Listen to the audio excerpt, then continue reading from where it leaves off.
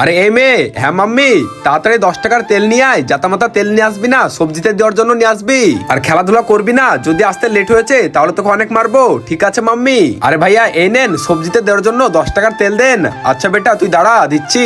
এনে বেটা তোর 10 টাকার তেল, আর সাবধানে যাস, পড়ে যাস না। ঠিক আছে ভাইয়া?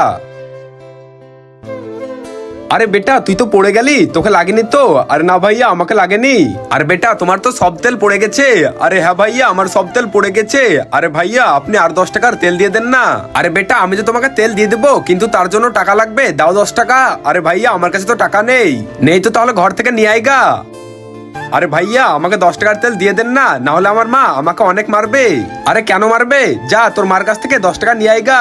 কারণ ভাইয়া আমার প্রথমকার মা তো মারা গেছে, আর এখনকার মা আমাকে তো অনেক মারে।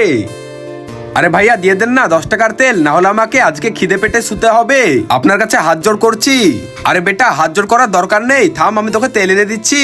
এনে বেটা তোর 10 টাকার তেল। আরে এনে বেটা আমার তরফ থেকে 100 টাকা। আর কখনো যদি তোকে খেতে না দেয় তাহলে আমার কাছে এসে খেয়ে যাবি, খিদা পেটে শুয়ে থাকতে হবে না। ঠিক আছে ভাইয়া, আপনি অনেক ভালো, আমার কিসমত ভালো যে আপনার মতো ভাইয়া পেয়েছি। বন্ধুরা ভিডিওটা যদি ভালো লাগে তাহলে একটা লাইক করে চ্যানেলটিকে সাবস্ক্রাইব করে দিবে।